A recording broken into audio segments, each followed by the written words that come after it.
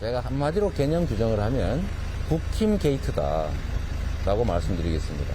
정부의 또 LH에 강요하다시피 해서 포기했기 때문에 결국은 부정부패로 상당한 이익을 취했던 어떤 새누리 게이트의 연장인 국힘 게이트다라고 생각합니다.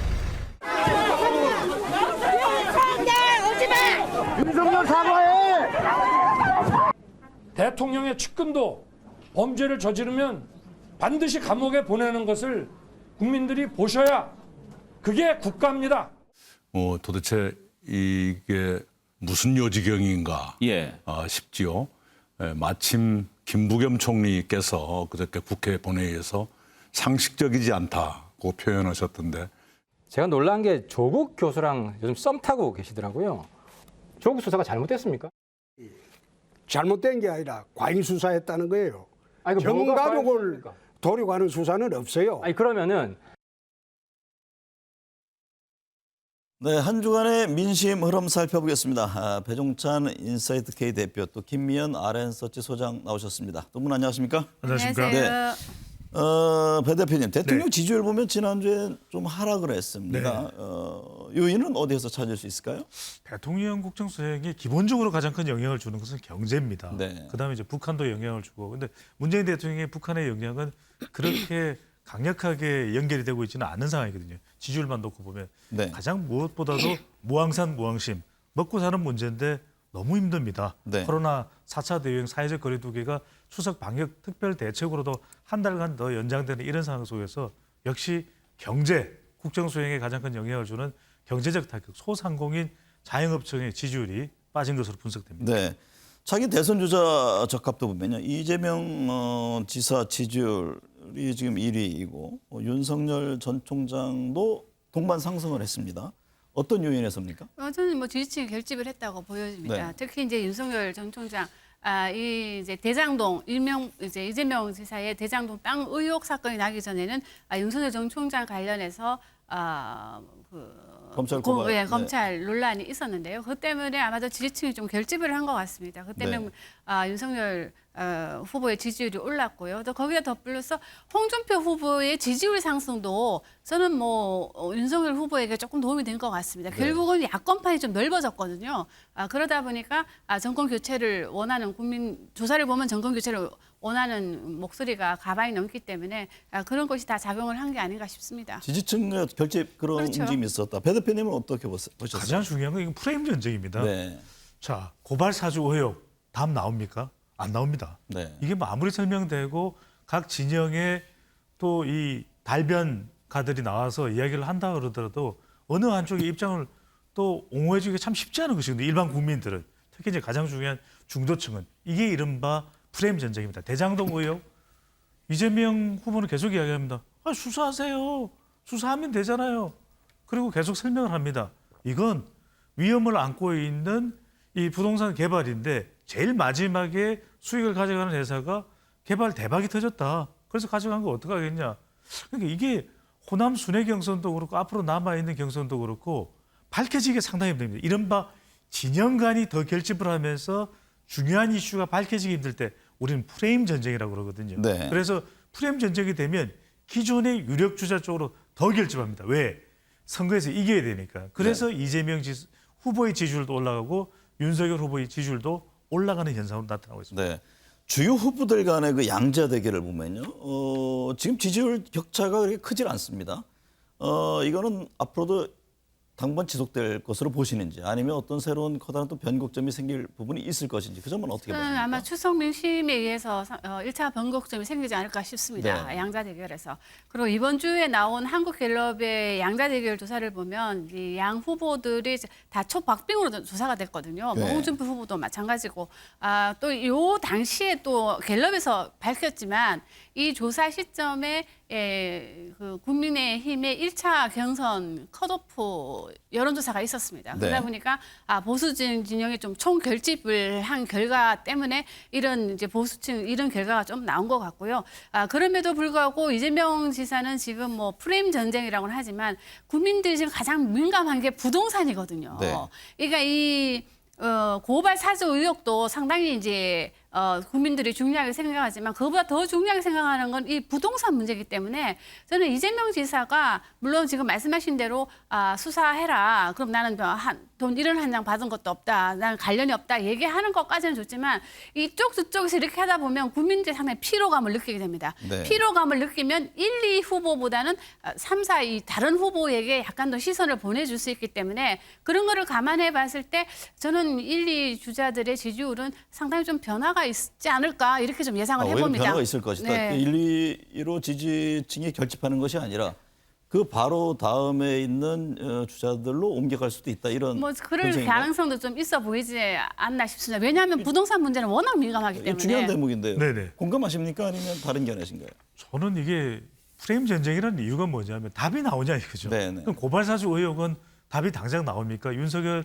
후보든 국민의힘 후보의 최종 주자가 누가 될지는 한 2달도 안 돼서 결정이 되고요. 네. 마찬가지로 대장동 의혹 이야기를 하지만 더불어민주당 최종 후보는 한 달여 정도 내에 결정이 되거든요. 네. 그럼 그러고 난데 최종 후보가 여야 결정이 돼 있어 진영 간 강력한 대결 구도가 치열한 대결 구도가 만들어지는데 이 수사의 결과는 이렇습니다. 이렇게 선거 결과를 또 선거 수사의 결과를 선뜻 내놓을 수 있느냐? 그렇지 못하다는 겁니다. 네. 그러니까 트럼프 전 대통령 지지하는 사람은 트럼프 전 대통령 지지합니다. 바이든 대통령을 지지하는 사람은 바이든 대통령이 어떤 이유든 지지합니다. 지금 윤석열 후보나 이재명 후보 쪽으로 더 뭉칠 수밖에 없는 것은 이게 프레임 전쟁이거든요. 네. 그러니까 이낙연 후보 쫓아가는 이낙연 후보가 프레임이 아니라면 더 주목을 받아야 되는 것이고 홍준표 후보도 마찬가지로 국민의힘 후보나 보수층에서 더 확신을 할 겁니다. 그래, 홍준표 후보가 이길 수 있어. 그래도 홍카콜라야. 이렇게 생각할 수 있는데 이건 이겨야 되는 전쟁이기 때문에 프레임 전쟁이 발생할 네. 수밖에 없는 것이죠. 저는 근데 이겨야 되는 전쟁이라는 거는 당연한 얘기지만 결국은 이 여야 진영이 총 결집을 한다 하더라도 그 캐스팅 포트 역할을 하는 건 중도층이거든요. 그러면 중도층이 이 문제를 어떻게 바라보느냐가 저는 매우 중요하다고 보여지는데 저는 이 중도층은 이런 논란, 소위 말해서 각 진영이 벌리고 있는 이 프레임 전쟁에 대해서는 벌써 피로감을 느낄 수밖에 없어요. 네. 피로감과 그리고 실망 이런 걸 느끼다 보면은 지지를 철회하거나 아니면 보류하거나 여러 가지 현상들이 일어날 수밖에 없다. 그렇다면 여야 후보들 간의 이 지지율 변동은 저는 뭐 나타날 수 있다고 보는 거죠. 짧게 하나만 추가를 해야 될 것 같아요. 그러면 프레임이 만들어져 있는 대선판에서 중도층이 제3의 후보나 제4의 후보를 지지한다? 그건 뭐 어림도 없는 이야기인 것이고요. 기존의 후보에 대해서 지지를 하거나 지지를 유보하겠죠. 그러니까 지지를 유보하게 되면 투표장에는 안 갈지언정 이 후보가 될 가능성이 없는데 3위 후보나 4위 후보를 지지한다? 그런 건 없는 겁니다. 이 대목에서는 사실은 새로운 팩트, 증거 이게 나와서 국민을 바꾸면은 영향이 있을 수 있지만 네. 그렇지 않은 정치적 공방, 소위 네거티브 가지고는 지지율의 이동이 쉽지 않다. 이런 입장을 지금 내고 계신 거네요. 그렇죠. 그게 네. 이제 유권자의 태도죠. 호감도와 비호감도 조사도 우리가 봐야 될 부분이 있는데 지금 호감도를 보니까 갤럽은 이재명, 윤석열, 홍준표, 이낙연 이런 순이네요. 이게 향후의 지지율 추이와 변화에는 어떤 영향을 줍니까? 이건 저는 상당히 중요하다고 지표로 보여집니다. 네. 왜냐하면은 이 호감도라고 하는 거는 그 후보의 확장성을 의미하는 거거든요. 네. 어쨌든 간에 이제 지지하기 전에 먼저 사람에 어떤 후보에 대해서 호감이 생겨야지 지지를 할 수밖에 없는 상황이기 때문에 이 호감도 조사에서 이재명 지사가 1위를 나오고 있기 때문에 뭐 그 순서대로 지금 지지율도 지금 결정이 된 거 아닌가 싶습니다. 그럼에도 불구하고 이재명 후보에 대한 이제 지지율이 호감도가 지금 하락하는 모양새를 보여주고 있다고 하는 거는 이건 모든 걸 둘러싼 대장동 땅 의혹이라든가 이런 모든 걸 둘러싼 의혹 때문에 영향을 미친 것 같고요. 그러므로 네. 인해서 이 유권자, 중도층에 있는 유권자들은 상당히 지금 피로감을 느끼고 있다는 거죠. 네. 국민 10명 중에 4명이요. 이재명 경기지사가 20대 대선에서 당선할 것으로 예상하는 조사가 나왔던데 네. 이게 이 지사가 40%, 윤 전 총장은 22%. 이건 어떤 의미가 있습니까? 그러니까 결과적으로는 당선 가능성이 자기가 받고 있는 지지율보다 높다는 것은 그 대세론이 만들어져 있다고 볼 수가 있는 것이죠. 네. 그러니까 지지하지는 않을지언정 이 사람이 당선 가능성은 높다. 이렇게 이제 평가를 받고 있는 것이기 때문에 네. 그 당선 가능성 경쟁력에서는 이재명 후보가 높다. 그건 자기 지지층을 가지고 있는 발광체 지지율이 효과로 볼 수 있는 것이고요. 윤석열 후보도 이 프레임 전쟁에서 한 축을 형성하고 있습니다. 그런데 당선 가능성이 높지 않은 것은 여전히 국민의힘이나 보수층에서는 불안하다. 네. 대구 경북 민심도 불안하다. PK를 방문했을 땐 상당히 환호성이 나옵니다. 자, 근데 대구 경북에서는 이기겠느냐, 이재명을 또는 이낙연을 이기겠느냐, 이 점이 이제 중요하기 때문에 상대적으로 이재명 후보에 비하면 윤석열 후보의 당선 가능성은 낮게 나왔다고 봐야 되겠죠. 저희들도 당선 가능성이 처음 이제 지표를 보고 얘기를 하는 것으로 알고 있는데 이 김미연 소장께서 보시기에 당선 가능성이라는 것이 향후에 그러면 쏠림이 더 가속화될 그런 개연성이 있습니까? 아니면 이것도 굉장히 진폭을 예상해 볼 수 있나요? 저는 상당히 진폭이 있을 걸로 보여집니다. 네. 왜냐하면은 아직까지 대선까지는 한 6개월 정도 남았고요. 아직 네. 양 후보 간의 후보가 결정이 되지 않았기 때문에 지금 이 대선 당선 전망을 물어보는 거는 좀 약간 빠르다고 좀 생각이 듭니다. 네. 어쨌든 양 후보가 결정이 되고 난 뒤 해도 그때 가서 보는 것이 더 정확하지 않을까 보여지고요. 저는 또 이 호감도 조사에서 이제 이재명 지사나 윤석열 후보의 그 호감도 조사를 보면은 과연 이제 우리 이제 배 소장님이 말씀하신 것처럼 많은 지지자 중에서는 이 사람들의 어떤 그 확장성에 지금 의문을 좀 제기하고 있는 게 아닌가 싶습니다. 네. 정권 교체론이요. 그 유지보다는 좀 높게 나옵니다. 네. 그런데 그 민주당 주자가 국민의힘 주자보다는 또 우위를 차지하는 모습을 보여주고 있고 이 점은 어떻게 분석을 해봐야 합니까? 정권 교체 여론을 국민의힘 후보 또 보수 진영 후보가 다 못 가져간다고 봐야 되겠죠. 네. 결과적으로는 중도도 정권 교체 여론에 포함이 되어 있고 MZ 세대나 여성도 또 포함이 부분적으로 돼 있거든요. 네. 그러니까 중요한 것이 선거를 판세를 읽으실 때 세 가지를 보시면 됩니다. 하나는 구도, 또 하나는 이슈, 또 하나는 이제 후보입니다. 근데 이 프레임 대결 구도, 진영 간 대결 구도가 되면 후보는 별 차이 안 나요. 내 후보가 최종 후보가 되면 지지할 겁니다. 이념에 따라서. 그리고 이슈, 답이 안 나오는 이슈이기 때문에 이건 선거 직후에까지 또 그 이후까지도 쭉 갈 수밖에 없는 이슈들입니다. 고발사주 네. 의혹도 그렇고 대장동 의혹도 그렇고 개발 의혹도 그렇고 그러면 중요한 건 바로 정권 교체냐 정권 유지냐 네. 어느 쪽의 여론이 더 크냐인데 정권 교체 여론이 더 큽니다. 왜?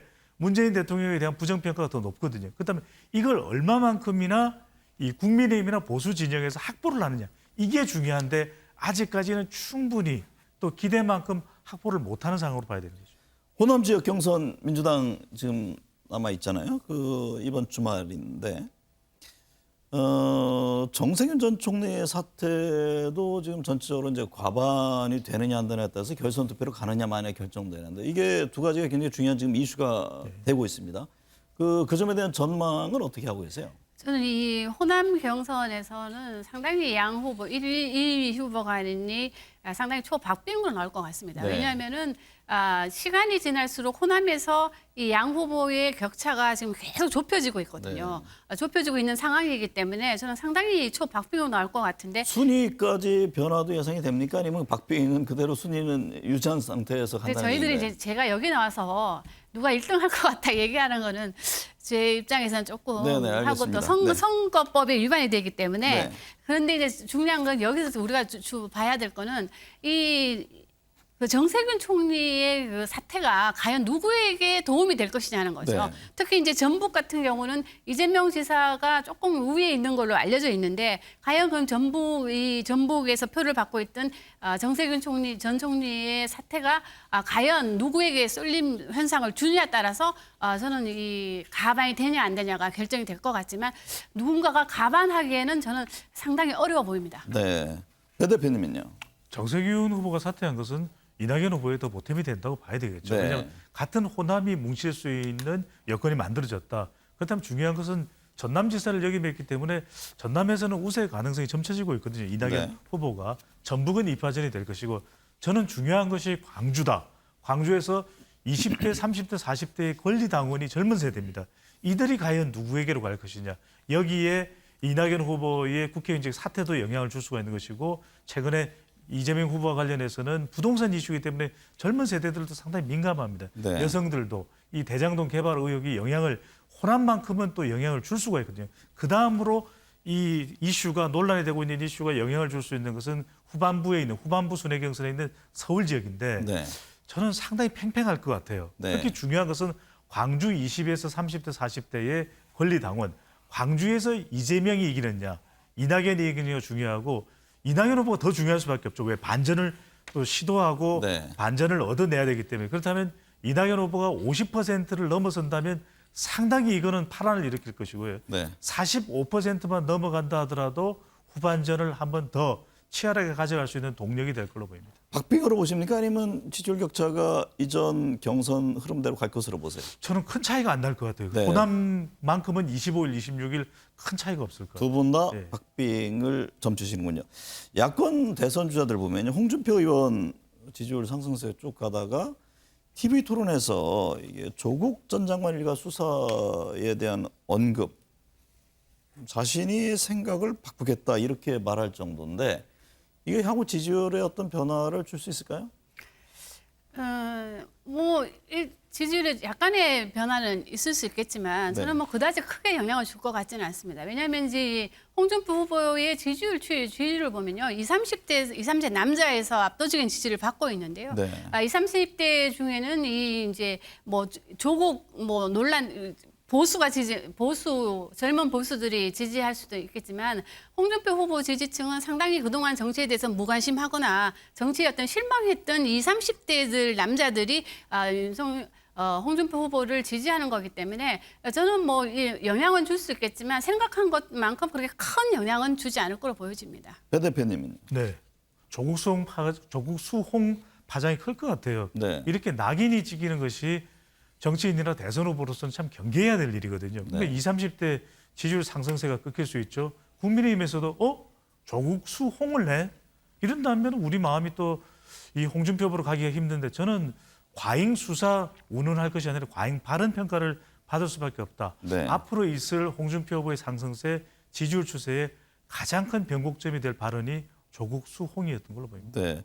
윤석열 전 총장 그 고발 사주 의혹 수사 이 문제가 향후 지지율에 어떤 변수가 될까요? 지금 나오고 있는 여론조사 결과를 본다면 네. 그다지 변수가 되고 있지 않는 것 같습니다. 지난주는 다 반영이 된 겁니까? 지난주에 저는 상당히 좀 반영이 된 걸로 보여지고요. 네. 그래서 이런 게 터질 때마다 윤석열 총장은 상당히 이제 지지율이 상승하거나 아니면 뭐 답보 정체하는 모습을 보여왔기 때문에 저는 이 논란 가지고 저는 윤석열 총장 지지율이 상당히 타격을 받을 걸로 보이지는 않지만 네. 그러나 지금이 선거의 임박 만일에 이제 본선에 윤석열 총장이 이제 출마하게 된다면 그때는 이 문제가 상당히 중도층에게는 영향을 줄 문제라고 보여집니다. 최재형 전 감사원장 자신의 선거 캠프를 해체했잖아요. 네. 지지율에 변화를 몰고 올까요? 캠프를 더 강화했어야 되죠. 네. 왜? 지역 기반이 거꾸로 한 없고 겁니까? 그럼요. 네. 세대 기반이었고 이념 기반이 없는 후보면 어떻게든 스마트한 캠프를 운영하면서 지지율 반전을 비전과 정책으로 이끌어내야 되거든요. 네. 가장 최재형 후보가 후회해야 될 날은 8월 4일입니다. 기억해야 됩니다. 왜? 이때 출마 선언할 때 결과적으로는 최재형 후보에 대한 기대감이 무너지는 날이었거든요. 네. 이때 그래도 최재형 후보가 큰 국정 운영의 그림은 그리고 있구나. 대통령이 될 자격이 있구나. 저 이거 준비가 안 돼서 누가 써준 건 못 읽습니다. 이렇게 되면 이렇게 되는 반응이 올 수밖에 없기 때문에 저는 이럴 때일수록 캠프를 더 강화했었어야죠. 네. 추석 연휴가 시작됐습니다. 송편도 빚고 가족과 둘러앉아 이야기 꽃을 피우고 계실 텐데요. 아무쪼록 가족과 주변을 돌아보면서 따뜻하고 풍성한 한가위가 되시길 바라겠습니다. 저도 고향으로 달려갑니다. 시청해주신 여러분 감사합니다.